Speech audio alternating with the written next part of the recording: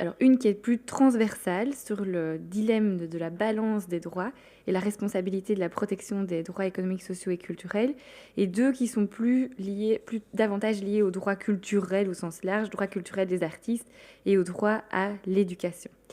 Alors, je vais tout de suite passer la parole à Iris Richer. Iris Richer, qui est doctorante à la faculté de droit de Laval. Alors, je vais passer à l'anglais pour expliquer un peu ses travaux, puisqu'elle prendra la parole, je pense, en français. Donc, Iris works on cultural diversity, international law on culture.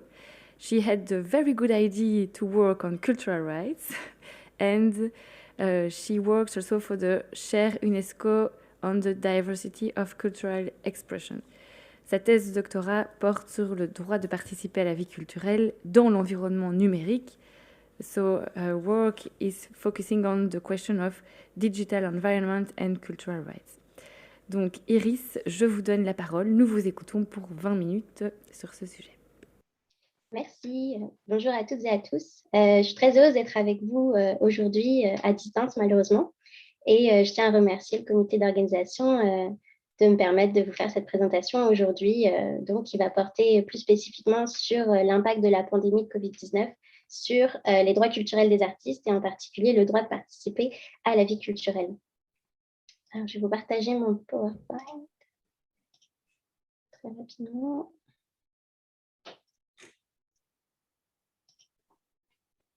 Voilà. Donc, la pandémie de la Covid-19 a eu de nombreux effets, comme on a pu voir au fil des différentes présentations, et elle a notamment eu pour effet d'entraîner la fermeture de l'ensemble des lieux culturels pendant plus d'une année, et ce, dans de nombreux pays. En effet, selon l'UNESCO, c'est 128 pays qui avaient procédé à la fermeture de leurs institutions culturelles dès la fin du mois d'avril 2020.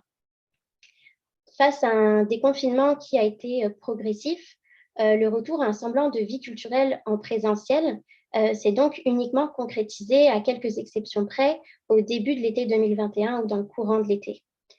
Et en raison de cette fermeture prolongée, la rapporteuse spéciale dans le domaine des droits culturels avait souligné que la pandémie de Covid-19 pourrait être la cause d'une véritable catastrophe culturelle, car ce secteur a été l'un des plus touchés par les conséquences de cette pandémie, et ce, avec des effets particulièrement délétères sur les artistes. Donc, avant de poursuivre avec cette présentation, il convient de préciser donc qu'est-ce qu'un artiste. D'après la recommandation relative à la condition de l'artiste qui a été adoptée en 1980, un artiste, c'est une personne qui va créer ou participer par son interprétation à la création ou à la recréation d'œuvres d'art, qui va considérer que sa création artistique est un élément essentiel de sa vie, qui va contribuer au développement de la culture et de l'art et qui cherche à être reconnu en tant qu'artiste. Le rôle fondamental de l'artiste est tout particulièrement illustré dans le contexte de la pandémie, car les artistes et leurs œuvres ont constitué un soutien essentiel afin d'adoucir les confinements successifs et leurs effets néfastes sur la santé et le bien-être de la population. Désormais célèbre, cette citation de l'auteur Stephen King illustre parfaitement cette réalité. Donc, le plan de cette contribution sera le suivant. Je vais rapidement rappeler les principales dispositions du droit international qui sont relatives au droit de participer à la vie culturelle du point de vue des artistes notamment. Puis, je présenterai les impacts de la pandémie de la COVID-19 sur ce droit. Et enfin, en dernière partie, je soulignerai quelques-unes des initiatives de politique publique qui ont été développées par certains États, et notamment la France, la Belgique et la région de Québec. Donc, dans une première partie, il convient de rappeler les engagements internationaux qui lient les États au regard de la protection des artistes et qui s'appliquent également dans un tel contexte pandémique. En effet, les droits énoncés dans les textes internationaux en matière de droits humains s'appliquent à tous et les artistes ne revendiquent donc pas de droits particuliers, mais bien l'égalité des droits. Les instruments de droit international consacrent aux individus un ensemble de droits, dont des droits dits culturels, et c'est l'article 27 de la DUDH tout particulièrement, qui souligne que toute personne a le droit de prendre part librement à la vie culturelle de la communauté et de jouir des arts. Et l'article 15 du PIDEX va venir renforcer donc cette disposition en énonçant également que le droit de participer à la vie culturelle est un droit fondamental. Le PIDESC va également disposer que les mesures que les États parties prendront en vue d'assurer le plein exercice de ce droit devront comprendre celles qui sont nécessaires pour assurer le maintien et le développement de la culture, disposition qui est importante ici dans un tel contexte. Et le... Ah, mince, ça a été trop vite. Donc, l'adoption de l'Observation générale 21 en 2009 a également permis de préciser le contenu de ce droit et elle a souligné que le droit de participer à la vie culturelle, ça comprend le droit de contribuer à la vie culturelle, soit le droit de créer des expressions spirituelles, matérielles, intellectuelles et émotionnelles de la communauté. Aux côtés des instruments du droit international des droits de la personne que je viens de citer, il y a également des instruments qui ont été adoptés par les États membres de l'UNESCO et qui ont pour vocation de préciser les droits des artistes à l'échelle internationale. Et à cet égard, c'est tout particulièrement la recommandation relative à la condition de l'artiste qui constitue l'instrument de référence en raison de son exhaustivité dans la définition des droits et libertés qui sont reconnus aux artistes. Et cet instrument va rappeler au sein de son préambule que les gouvernements doivent contribuer à instituer et maintenir un climat propice à la liberté d'expression artistique et aussi les conditions matérielles qui facilitent l'expression de ce talent créateur. Et plus encore, il devrait également assurer les conditions nécessaires au respect et à l'épanouissement de l'œuvre de l'artiste et surtout assurer des garanties économiques auxquelles l'artiste a le droit en tant que travailleur culturel. Donc cet instrument, donc la recommandation, illustre également l'interdépendance des droits humains puisqu'elle souligne que le respect des droits économiques et sociaux est indispensable pour assurer un droit de participation effectif à la vie culturelle. Et à titre d'exemple, elle souligne le droit à une rémunération juste et équitable de l'artiste pour son travail, à la protection de ses conditions de travail et à son droit à une couverture de protection sociale. En dernier lieu, il convient également de souligner l'adoption de la Convention sur la protection et la promotion de la diversité des expressions culturelles. C'est un traité qui compte 148 États parties et qui consacre le droit souverain des États d'adopter des mesures et des politiques culturelles sur leur territoire. Et à cet égard, elle rappelle à plusieurs reprises que les États peuvent adopter des mesures qui vont viser à encourager et à soutenir les artistes, que les États parties doivent s'efforcer de créer un environnement qui va encourager les individus et les groupes sociaux à créer, produire, diffuser et distribuer leurs propres expressions culturelles. Et enfin, elle reconnaît l'importante contribution des artistes et de tous ceux qui sont impliqués dans ce processus créateur. Et donc, en conclusion de cette partie, il convient de préciser que les dispositions que l'on vient de citer s'appliquent dans un environnement analogique, mais également dans un environnement numérique. Et on peut considérer qu'ils sont donc technologiquement neutres. En ce qui concerne, donc, dans une seconde partie, spécifiquement le contexte de la crise sanitaire qui nous intéresse aujourd'hui, il apparaît que la pandémie a impliqué de nombreuses atteintes à ces droits. Et en effet, les artistes ont dû faire face à de nombreux obstacles pour pouvoir continuer à s'exprimer par leurs pratiques artistiques et maintenir une situation économique décente. En raison de la profonde interdépendance des droits économiques et sociaux avec le droit de participer à la vie culturelle, les difficultés économiques, notamment provoquées par la pandémie, ont eu des impacts majeurs sur les artistes, en particulier du fait de l'annulation des événements culturels, donc ce qui a entraîné des pertes financières majeures. Et par ailleurs, la nature spécifique du travail des artistes, qui se concrétise généralement par des revenus fluctuants en raison de contrats temporaires ou de leur statut de travailleurs indépendants, implique qu'ils s'insèrent encore difficilement dans les cadres juridiques qui existent en matière de droit du travail ou de protection sociale, avec là, cependant, de nombreuses différences entre les États. Et dans le contexte de la pandémie, de nombreux artistes, et notamment les jeunes artistes en début de carrière, n'ont pas toujours pu bénéficier des aides gouvernementales qui étaient octroyées au secteur, et notamment des allocations chômage.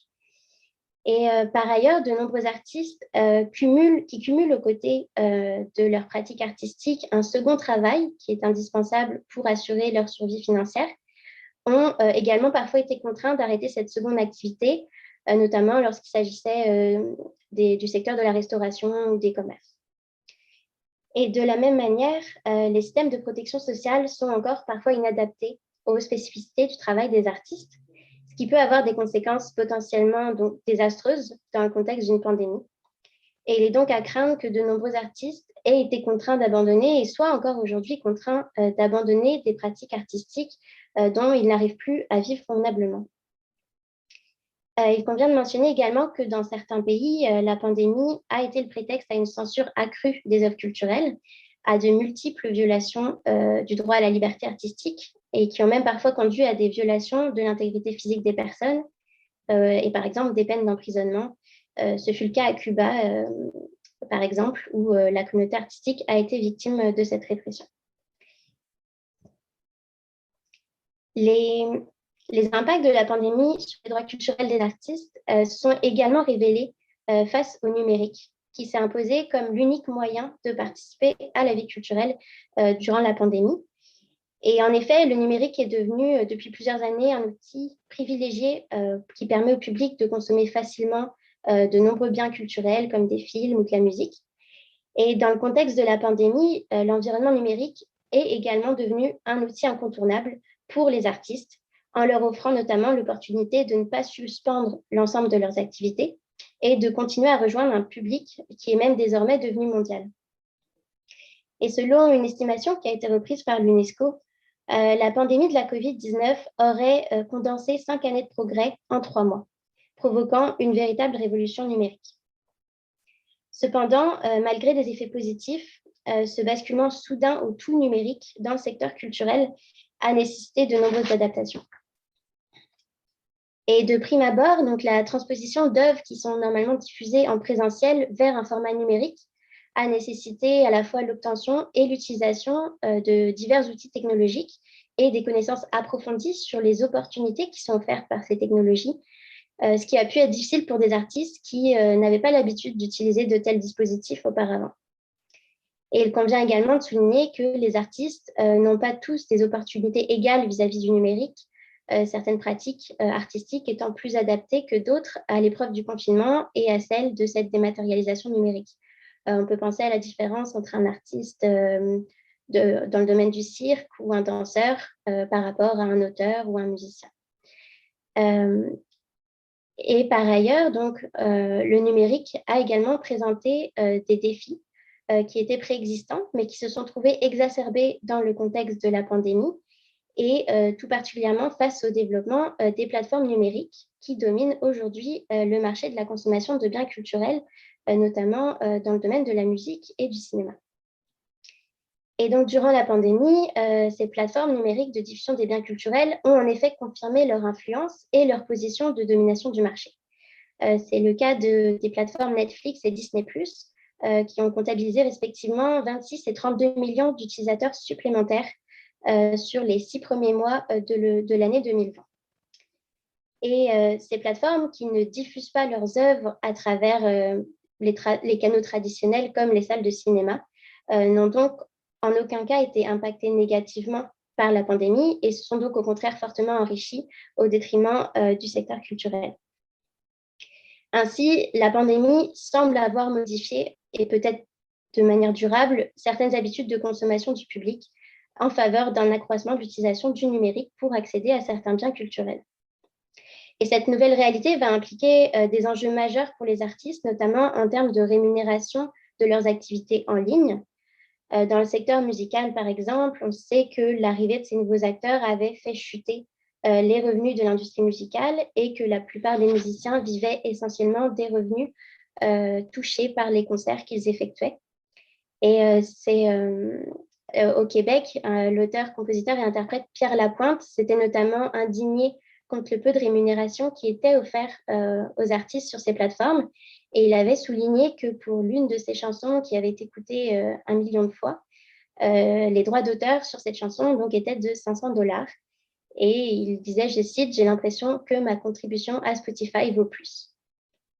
Et donc, cette réalité qui était présente avant la pandémie prend une toute nouvelle dimension dans le contexte de cette pandémie, où le seul moyen de participer à la vie culturelle est d'être rémunéré pour ces activités, la diffusion de ces activités, c'est le numérique.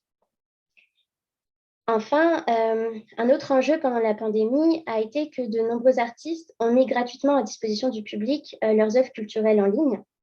Et bien que positives pour le public, ces initiatives ont contribué à renforcer la tendance de l'impression de la gratuité de la culture à laquelle on peut accéder en ligne, ce qui nuit également à la juste rémunération des artistes.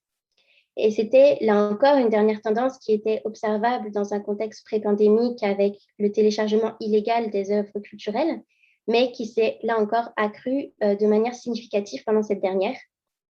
Et là encore, le risque étant qu'il s'agisse d'une situation qui s'inscrive durablement dans les pratiques du public. Donc, en conclusion de cette partie qui visait à montrer quelques-uns des enjeux non exhaustifs ou des impacts qu'a eu la pandémie sur le droit de participer à la vie culturelle des artistes, il apparaît donc que leur travail faisait face à de multiples défis préexistants, notamment face au numérique, et que la pandémie a tout simplement amplifié. Ainsi, les États ont dû s'efforcer, en vertu notamment de leurs obligations internationales, de mitiger les effets induits par la pandémie sur les droits culturels des artistes. Et dans le cadre de cette contribution, nous sommes penchés plus spécifiquement sur certaines catégories de mesures qui ont constitué la réponse des États dans ce contexte. Et dans un premier temps, c'est tout d'abord des aides d'urgence qui ont été adoptées. En effet, malgré le fait que les territoires étudiés offrent un système de protection sociale qui prévoit des adaptations aux spécificités du travail des artistes, la pandémie a néanmoins nécessité que ces États adoptent des mesures d'urgence afin d'offrir un soutien financier minimal face à la perte brutale des revenus des artistes.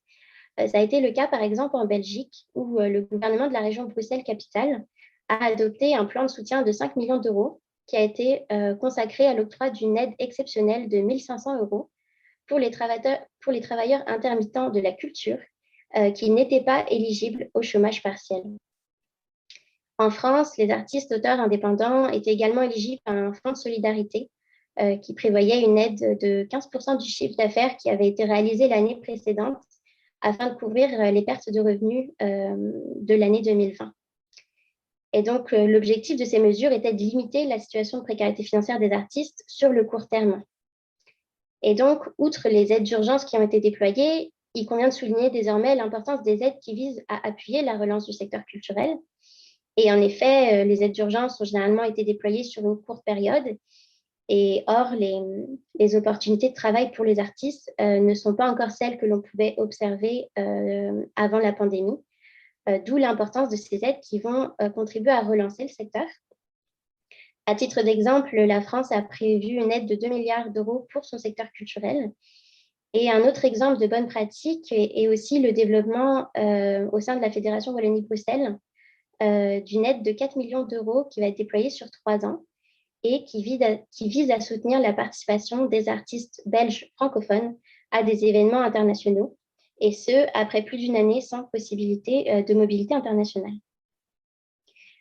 Bien que donc, ces initiatives sont positives, bien qu'il soit encore trop tôt pour envisager bien évidemment l'impact de telles mesures.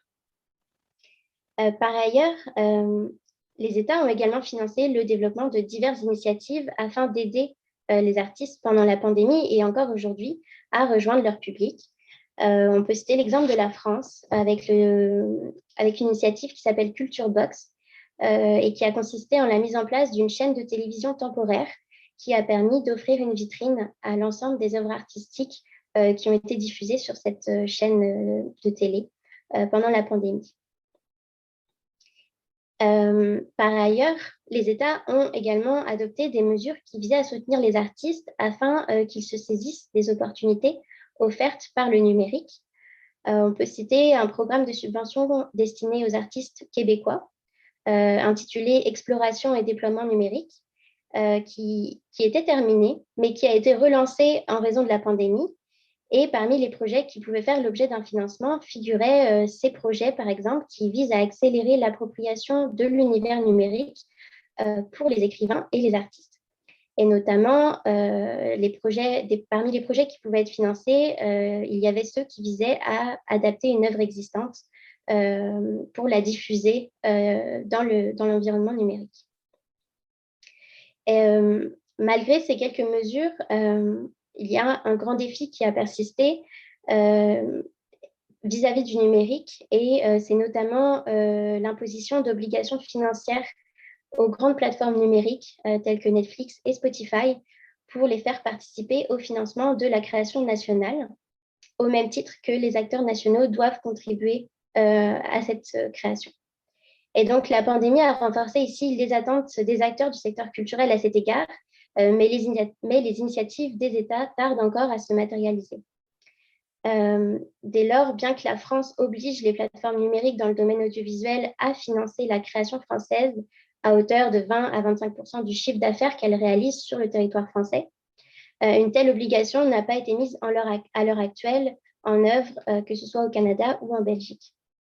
Elle permettrait pourtant d'engranger des retombées économiques positives pour l'ensemble du secteur culturel, y compris pour les artistes, et devrait donc être envisagée à très court terme.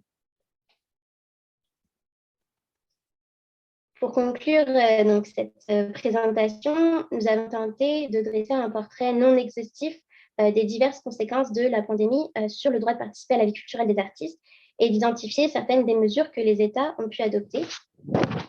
Par ailleurs, il est possible d'envisager certains impacts potentiels à moyen et long terme. En effet, on peut s'attendre à ce que la pandémie ait bouleversé la manière dont les artistes vont désormais diffuser leurs œuvres et surtout la manière dont le public va accéder à ces œuvres. Ainsi, les artistes devront s'adapter à ces nouveaux modes de consommation qui se sont imposés et notamment du fait que l'évolution de la situation dans un futur proche reste encore incertaine. Et par ailleurs, donc, il convient de souligner qu'en raison du report des nombreux événements culturels qui avaient été annulés, un certain nombre d'artistes n'ont pas pu se produire dès la réouverture des salles de spectacle ou des musées, faute de lieux culturels disponibles. Et donc, pour ces raisons, les besoins du secteur culturel devront être pris en considération de manière durable dans les plans de relance des économies adoptés à la suite de la pandémie, afin de remédier aux impacts de cette dernière et surtout d'assurer la vitalité du secteur culturel pour les années à venir. Ceci clôt ma présentation et je vous remercie pour votre attention.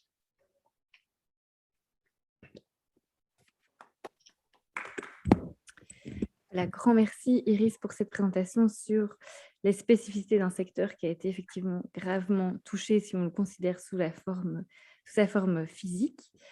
And now we will be turning to Stein Smith. He is assistant professor at Hasselt University and senior research associate at Melbourne School of Law. He wrote his PhD thesis on resolving conflict between human rights, the judge's dilemma. And it's the topic of his intervention today. And that's, of course, a crucial one. We have been talking about that previously also. So I give you the floor about. Thank you, Céline. I'll just wait a second for the PowerPoint to arrive. This seems to be a recurring problem. I'm sure it will be fixed momentarily. Yeah. I have a quote on the second slide. There, I'll leave it there. You can't read it quite, but I'll walk you through it in any case. So at the start of the COVID-19 pandemic, Alice Donald and Philip Leach presented an initial analysis of the crisis. And I think now, about 18 months later, I think they hit the nail on the head. So in the quote on the slide, Donald and Leach make a few key points, I believe. They first note that the COVID-19 pandemic differs from other crises that we've seen before, like the terrorism crisis, in the sense that the threat of COVID-19 is constant and targets everyone. So the crisis is indeed unique, at least in the age of human rights, that started with the adoption of the UDHR. It's unique in an epidemiological sense. For the first time since the adoption of the Universal Declaration, the entire world has faced a pandemic with a potential to cause mass mortality and collapse healthcare systems. It's also unique from a human rights law perspective. For the first time in recent history, at least, a single crisis has impacted on the human rights of everyone at the same time, continuously, and for a protracted period of time.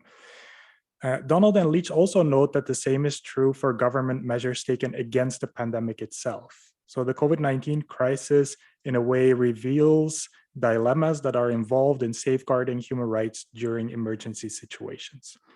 The virus itself, as I mentioned, threatens everyone, while the measures taken against it by governments have caused human rights restrictions for everyone at the same time and across the globe. We've heard about several of these measures. Today, I'll just add a few: school closures, curfews, travel bans, contact tracing, limits of the number of people attending worship services, and as we just heard, suspending of all cultural activities. The list goes on. And I'm sure we can all think of many other examples. But in doing so, as Donald and Leach rightly noted 18 months ago, we should remain aware of the differentiated impact of both COVID-19 and the measures taken against it on persons in vulnerable circumstances. And this point has been made forcefully by most speakers in the first part of this panel. Donald and Leach finally also claimed that what we need is a universal framework that can guide governments and ensure accountability for their actions and omissions during the pandemic. According to the authors, human rights law provides that framework, and I tend to agree with them. Although the pandemic also raises important challenges for human rights law, in my presentation, I will mostly focus on the solutions that it can provide. And in my talk, I will do 4 things. I'll start at the most basic level, and I'll go quickly over that by introducing 3 human rights axioms that are particularly relevant to the COVID-19 crisis. Second, I will propose a framework for the resolution of human rights conflicts and apply it to the pandemic. So here I'll be building on the work that Céline mentioned before. Third, I will zoom in on the management of COVID-19 in Belgium to make everything a bit more concrete. So if everything seems a bit abstract in the first and second bullet point, don't worry, I will get a little bit more concrete in the third one. And I'll conclude with some tentative points of conclusion and identify 2 key lessons to be learned from the current pandemic for future ones. So let's start with the 3 axioms of human rights. The first one, human rights are indivisible and interdependent. We all know this. It's one of the basic axioms that we all draw on. And it's especially the first part that I want to focus on because it's of immediate relevance to the COVID-19 crisis. We all know that one human right cannot, in general terms, take precedence over other human rights, which means that during a pandemic of the scale that we've witnessed, the right to health cannot automatically take precedence over, for instance, freedom of movement. And that has led to all of the discussions that we're dealing with today as well. At the same time, the indivisibility of human rights also means that civil and political rights do not outrank socioeconomic rights. So it's also not the case that, for instance, freedom of movement should always take precedence over the right to health. Now, why do I mention this basic fact? Because if we apply it to the COVID-19 crisis, it becomes inevitable to recognize that the pandemic has generated conflicts between human rights. Throughout the entire crisis, the right to health has seemed to be, at least, in constant conflict with a bundle of other human rights, including the right to education, the right to health of other persons, freedom of movement, the right to culture, religious freedom, and so on. Now, because human rights are indivisible, the right to health does not automatically take precedence over other human rights, but the opposite is, of course, also true. So we're faced with a situation in which difficult choices have had to be made between human rights that appear to be in conflict with each other. What I want to focus on later is that some of those choices could have been avoided. The second axiom will eventually bring us there. It deals with the types of human rights obligations. These are threefold. The obligation to respect, protect, and fulfill human rights, and everyone is well familiar with these. What's particularly important to keep in mind here from this slide, and I will return to it later, is the obligation to fulfill the right to health. So governments are, for instance, under an obligation to ensure that sufficient protective equipment is present in hospitals and residential care facilities to prevent the spread of the virus. They're also under an obligation to ensure that everyone has access to a vaccine against COVID-19. Now, I'll return to this specific obligation in particular because I believe it holds the key to avoiding or at least softening the human rights dilemma during future pandemics. For now, I just want to point out something that we all know as well, which is that when we look at the measures that government have taken to protect the right to health from the threat posed by the coronavirus, it's clear that these are the very same measures that interfere with other human rights. And so from the perspective of governments, the COVID-19 crisis has generated a conflict between their negative obligation and their positive obligations. They've taken measures to limit certain human rights in order to protect other human rights. The third axiom, most human rights are relative. So all these rights that we've seen on the previous slide, the right to health, the right to private life, et cetera, are relative rights.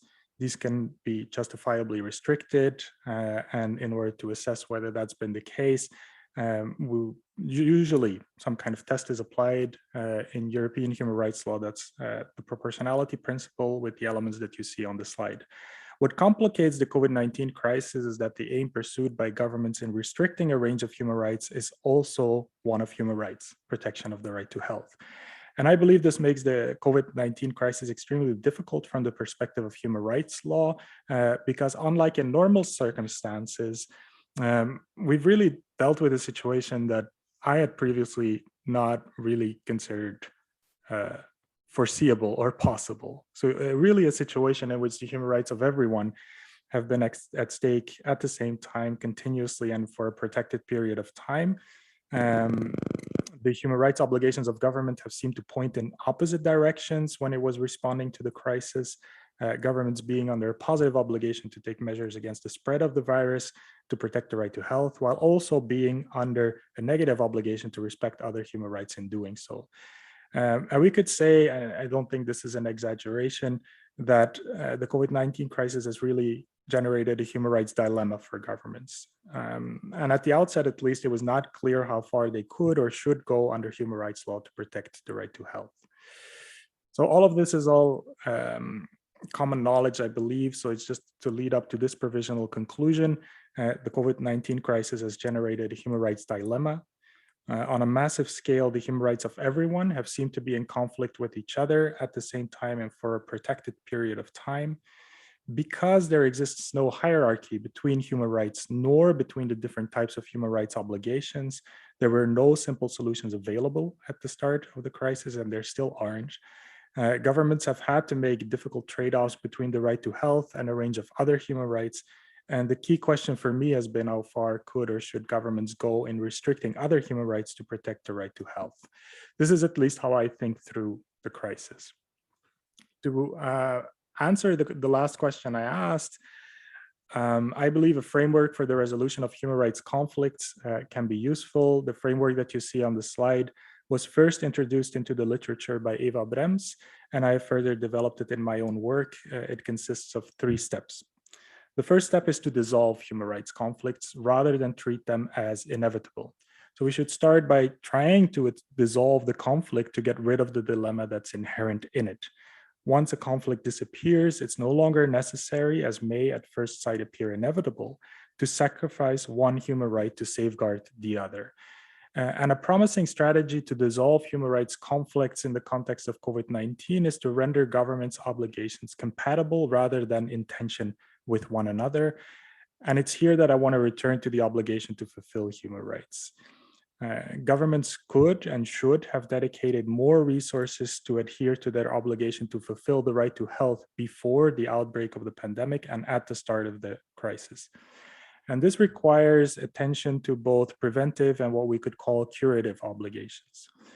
Adhering to the preventive obligation entails strategic preparation on the part of governments during what we could call peacetime, while adhering to the curative obligation requires priority setting at the start of a pandemic.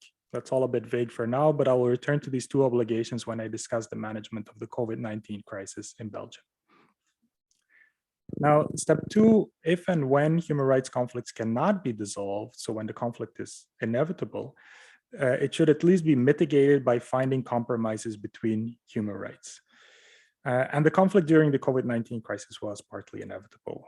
It could not, under any circumstances, have been dissolved entirely. Even if governments had taken all necessary preventive and curative measures, the right to health would still have come into conflict with other human rights. So here it becomes very important to learn from the current crisis to avoid similar situations in the next pandemic. And as we all know, the next pandemic is going to come. It's not a question of if, but when that will arrive.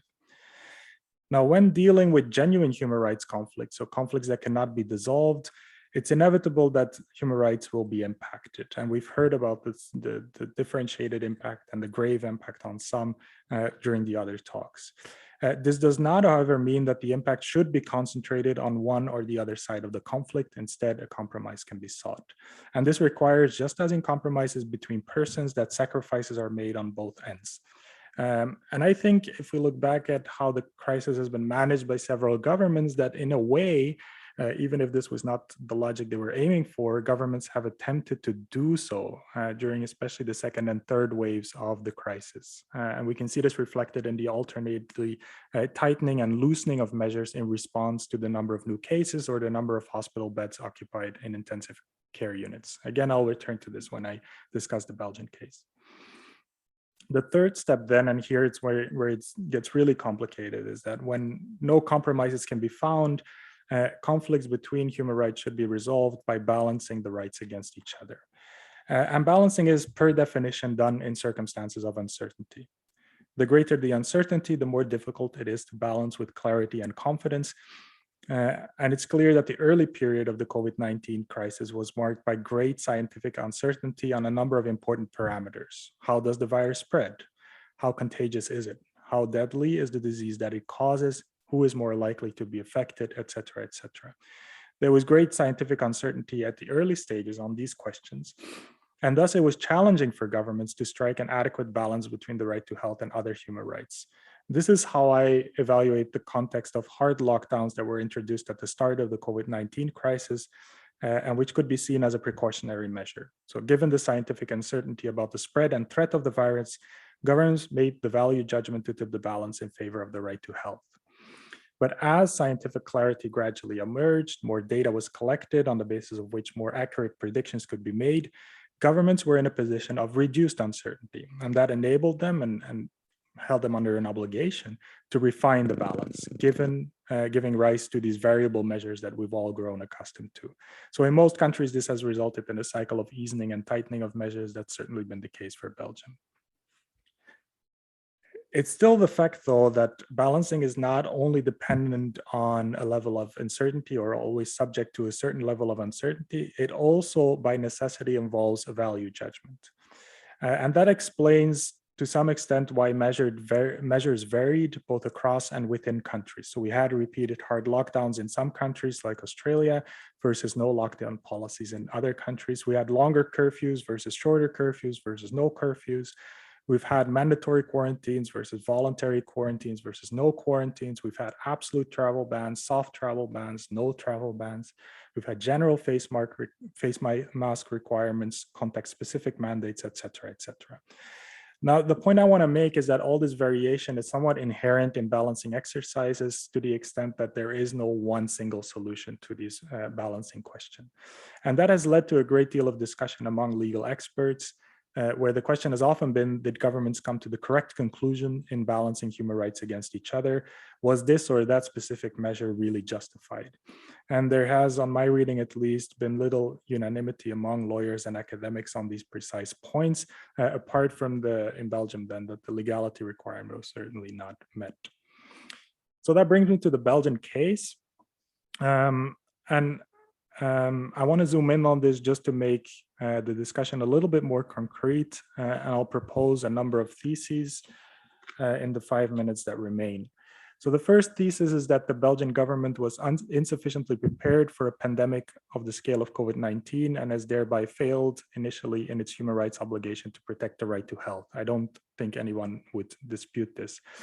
Before I go into this, though, I think it's still important to acknowledge that the various governments of Belgium, just like all governments in other parts of the world, have not been directly confronted with the pandemic of the scale of COVID-19 since the outbreak of the Spanish flu. That's more than a century ago. And in a way, it's logical that they were not able to predict the extent of the threat posed by the coronavirus, to an extent. So the unique circumstances of the pandemic, at least in modern times, is not only from an epidemiological, but also from a human rights law perspective, a relevant factor. At the same time, the lack of preparation for COVID-19 included a number of obvious omissions by Belgian governments, which led to a series of missed opportunities to avoid them having to make difficult choices between human rights. And that's especially true for the first wave in the spring of 2020. And I want to pick out just two examples. The first example that's been noted or highlighted several times already is that if the Belgian federal government had not destroyed the strategic stockpile we had available of protective face masks in the years leading up to the pandemic, we know that more protective materials would have been present during the outbreak. If these supplies had been present, more lives could have been saved during the first wave in residential care facilities, potentially also well, it was apparently not relevant in prisons, but in residential care facilities. Since this threat to the right to health could thus have been less grave or been made less immediate, it might have also been possible to have less stringent countermeasures than the hard lockdown that we had at the start of the virus. So in short, by failing to meet its obligation to fulfill the human right to health by taking preventive measures in what we could call peacetime in the time leading up to the pandemic, the Belgian government in a way made the human rights dilemma worse rather than softening it. So a lesson that we can learn from the current pandemic is that the necessary precautions and contingency plans should be put in place to tackle future pandemics. The second example, and it's related, concerns also omissions in residential care facilities. So we all remember that at the start of the pandemic, the Belgian government seemed to take the situation in these facilities insufficiently seriously. Had they been taken more seriously from the outset, lives could have again have been saved, and a hard lockdown might have been avoided. It at least seemed that the hard lockdown was made inevitable as a result of persistent failure to get the situation in residential care facilities under control. So here, the Belgian government failed in its positive obligation to adequately protect the right to health of vulnerable older persons. So the second lesson that we can learn from the pandemic is that even if a human rights dilemma cannot be avoided altogether during a pandemic, governments can take measures to soften the dilemma by setting the right priorities. I'll return to that in the conclusion briefly. The second thesis is that given the high scientific uncertainty at the start of the pandemic, a hard lockdown was justified, I believe. But once more reliable scientific knowledge was available, measures could be adjusted accordingly. And from then on, compromises had to be made between the right to health and other human rights. And as a result, cycles of tightening and loosening of measures sort of became inevitable. So as I mentioned earlier, the human rights dilemma caused by COVID-19 was in all likelihood partly inevitable. Even if the Belgian government had taken all necessary precautions during peacetime, the right to health would still have come into conflict with other human rights. This is evident from what we saw during the second and third waves during the pandemic. And then we had this recurring cycle of tightening and loosening of measures that reflects not only a political logic, but also a legal logic. Because during the second and third waves, the federal government sought a compromise in a way between conflicting human rights by adjusting the stringency of the measures in response to the number of infections and or the number of occupied hospital beds. And I'm going to give a non-controversial example here, the partial reopening of schools with an obligation to wear face masks for pupils over 12 years old. We could see that as a sort of compromise to allow children to enjoy an effective right to education, but without causing disproportionate negative consequences for the right to health. So many other examples have already been discussed at this symposium, but whether all of them reflect the right balance is a different question altogether, and I'm not going to get into that in this presentation. Now, sort of over my time already, so I'm going to skip to the conclusion and just want to note that what I've tried to show throughout the talk by taking a sort of overarching view, as Céline mentioned earlier, is that human rights law can give some direction on how human rights conflicts can be dissolved or at least softened during a pandemic. The obligation to fulfill the human right to health and the enhanced positive obligation to protect the human rights of vulnerable persons both play a central role in this respect. And these are the two lessons that we can then learn from the current pandemic. The first is that governments should take preventive measures during peacetime to ensure that they are better prepared to protect the right to health during the next pandemic. The main strategy in that sense should be to take the necessary precautions to avoid a situation in which we arrive again in the kinds of human rights dilemmas that we've seen during the COVID-19 crisis. And that requires structural measures such as establishing and maintaining stocks of protective materials, but also and perhaps especially drawing up different disaster scenarios with corresponding strategies in terms of pandemic measures. What these preventive measures, scenarios, and strategies could be is, I think, a central question for further research in human rights law. The second lesson deals with the start or the outbreak of a new pandemic, in which government should take measures to set the right priorities to protect the most vulnerable persons, including older persons, sans-papiers, the homeless, persons in detention. It also entails awareness and recognition of the fact that pandemics and the measures taken against them have a socioeconomically diverse impact. Government should, in the future, aim to minimize this impact rather than using the model family, read here, a suburban middle-class family of 4, as their reference point. Why is that also crucial? It's not only crucial because human rights governments are under an enhanced obligation to protect the rights of vulnerable individuals, but by setting the right priorities, governments could also lessen the need for overly restrictive human rights limitations down the line, thereby ultimately safeguarding the human rights of everyone. That's the ideal scenario. How we get there for future pandemics is a question for further research, and I'll conclude on this last line just to mention that as part of a multidisciplinary research project on human rights accountability organized between Hasselt University and the Universities of Ghent, Antwerp, and VUB, someone is going to be looking further into these specific questions from the perspective of human rights law. Anyone who's interested to learn more about this project, which will run for the next 4 to 5 years, can reach out to me, and I'll conclude there with apologies to the chair for going slightly over. Thank you.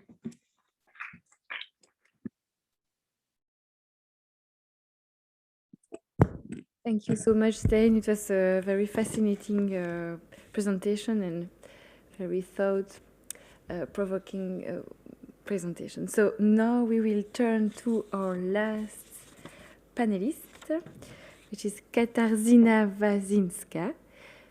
So she is a researcher at the Law Faculty of the European Institute in Florence. She's working on a thesis, and the topic is regulating child and adolescent sexuality, autonomy, vulnerability, and the duty of care. She also worked as a police officer at the European Commission and at the European Court of Human Rights.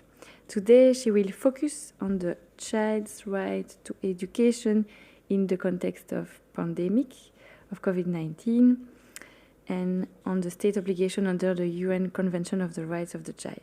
So I leave you the floor. And you have 20. Thank you. Oh, thank you for fixing the slides. So I will focus on the impact of school closures on the realization of the right to education in the light of the UN Convention on the Rights of the Child. So school closures were one of the most common measures adopted in the first week of the pandemic to curb the spreading of the virus, and affected the vast majority of students worldwide. Importantly, as the pandemic continued, the approach became more divergent, and keeping the schools open or reopening them and maintaining on-site education was a priority in some states, but not in others. Despite the same or similar legal framework applicable, and the same scientific evidence available to governments. And for example, in Europe, schools were, between March 2020 and June 2021, schools were fully or partially closed for 12 weeks in France and for 43 weeks in Poland.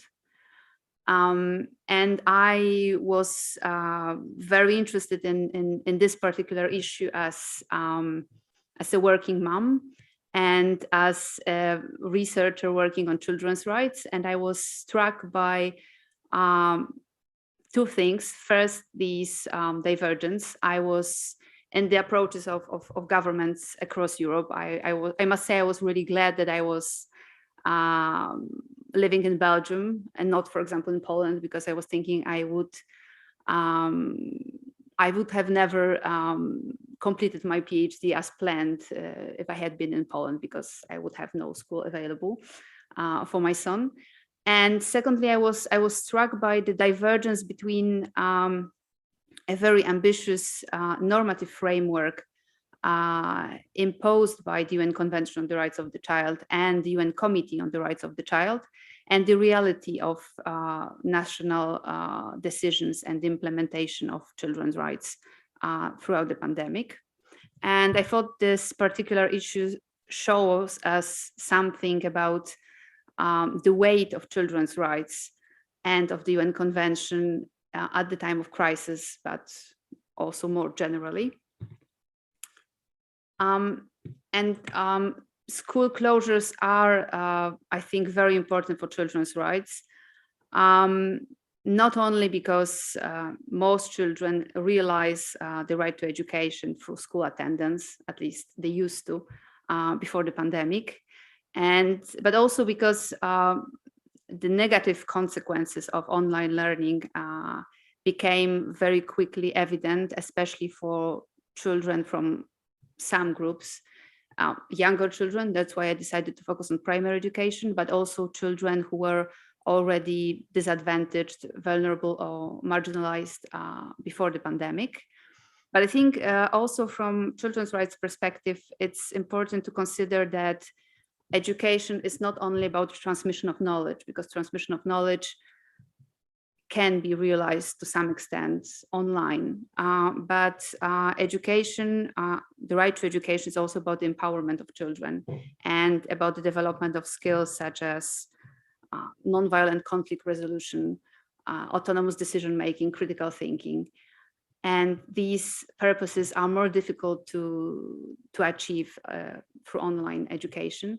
And also because school can be understood as a place where also other children's rights, other than the right to education, are realized, such as the right to play or the right to privacy, and an important aspect of the right to privacy, which is the right to develop contacts with other people, or the right to information, the right to freedom of thought. And the role of school in the realization of these rights became even more important at the pandemic times because of lockdowns and other restrictions, which also had their consequences on children and young people. And because of these divergences, I thought it would be interesting to have kind of comparative approach. So I decided to focus on 4 European countries, and on the first, on the periods corresponding to the first 2 waves of the pandemic, to look at the situation of first emergency, and then, if we can call it this way, a kind of normalization period. So first I would like to describe some of the elements of this normative framework, which can be derived from the UN Convention on the Rights of the Child, and then to look at decisions on national level.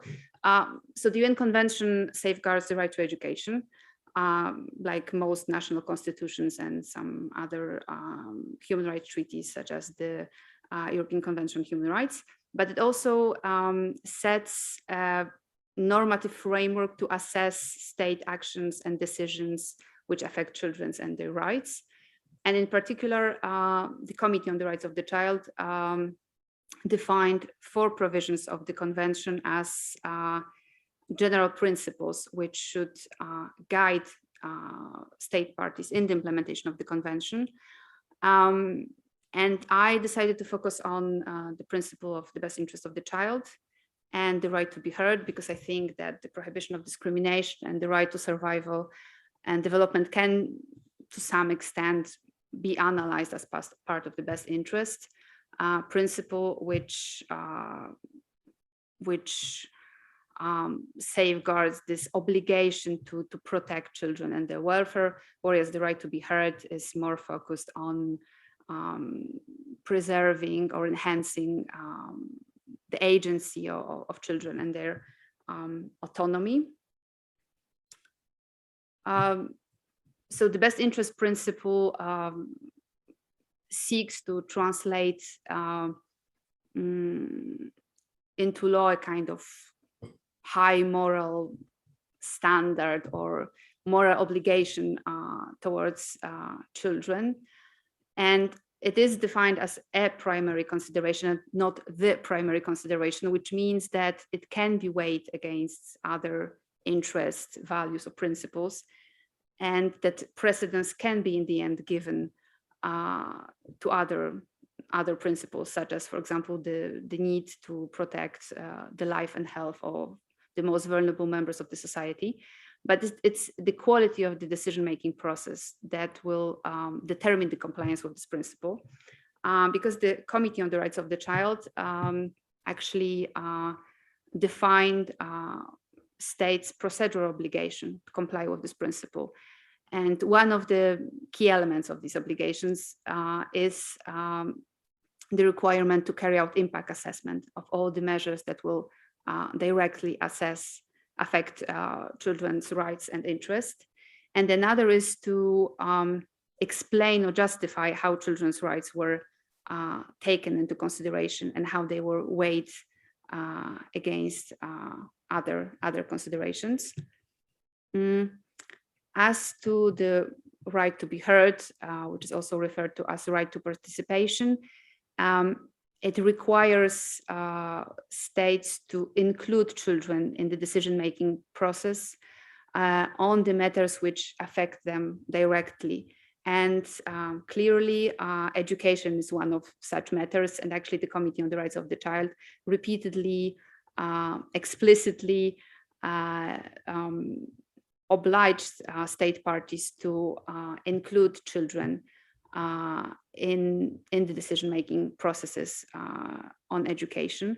And both these principles, the best interest and the right to participation, they are applicable to individual, but also to collective decisions. They also have a collective dimension. And importantly, the right to participation is also applicable in the situation of crisis and emergency. So very quickly, this is the international normative framework. When we go to national measures, I don't want to bore you with the details, because often these decisions were prolonged every 2 weeks with some variations depending on the level, primary, secondary, etc. But just to try to summarize, so schools were closed in March 2020 in all 4 countries I look at. They partially progressively reopened in France and in Belgium in May and June. Theoretically, there was also a possibility to reopen schools in Poland, but barely any child, I think, went back to school in Poland before summer holidays, and the schools remained closed in Italy. Schools reopened in September 2020 and remained, for primary schools, largely open during the second wave in France, Belgium, and Italy, but remained closed in Poland. Of course, I mean, decisions to close school on national level, not the decisions to close a particular school because of a cluster, because this is another issue. And of course, epidemiological situation varied in these countries at different moments, but what I look at actually, it's the priority given to the opening of schools. Were they the last thing to close and the first thing to open, or not necessarily? It's actually setting the decisions on schools, again, the kind of broader context of measures and their stringency, which shows us the priority accorded to schools.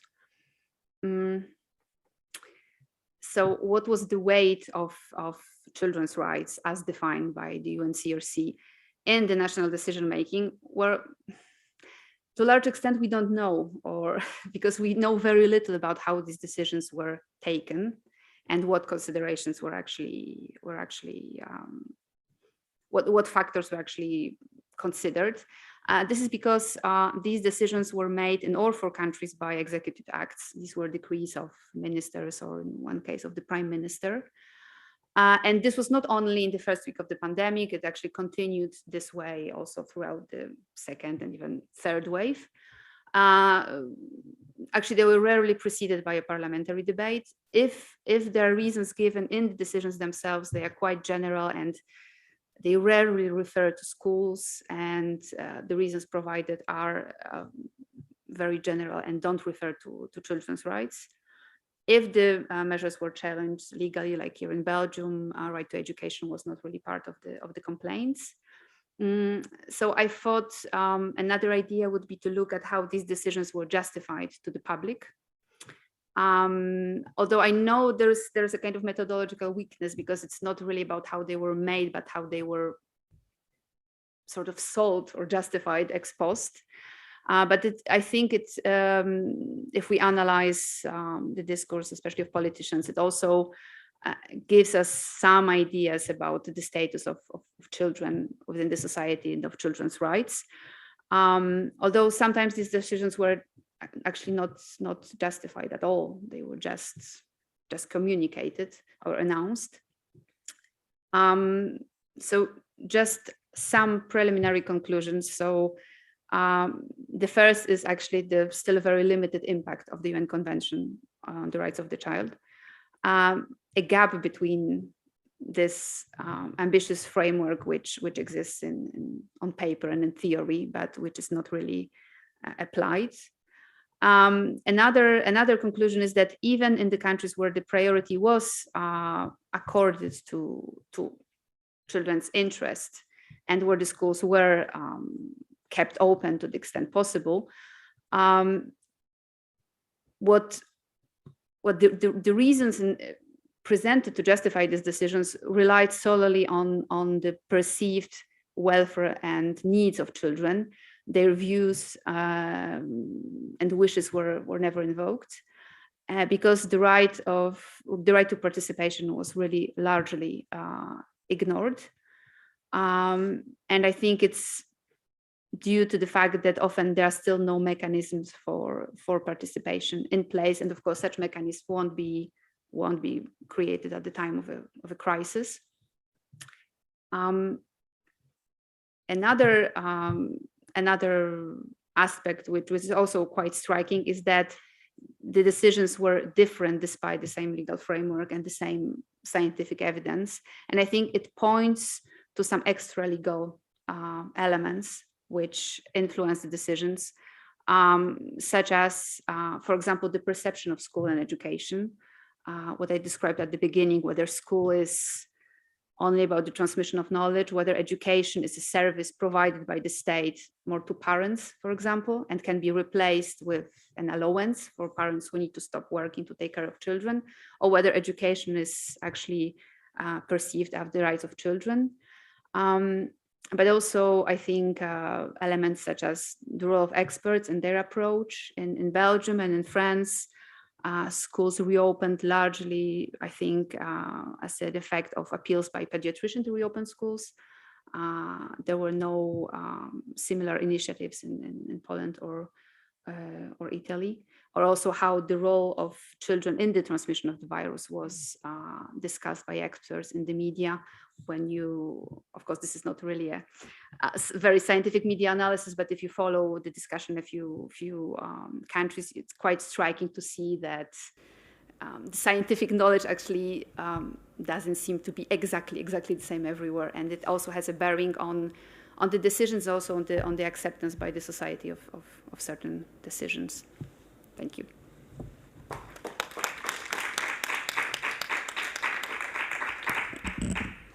Thank you so much for this fascinating piece of work on the rights of the children. So your conclusion of the last intervention of this afternoon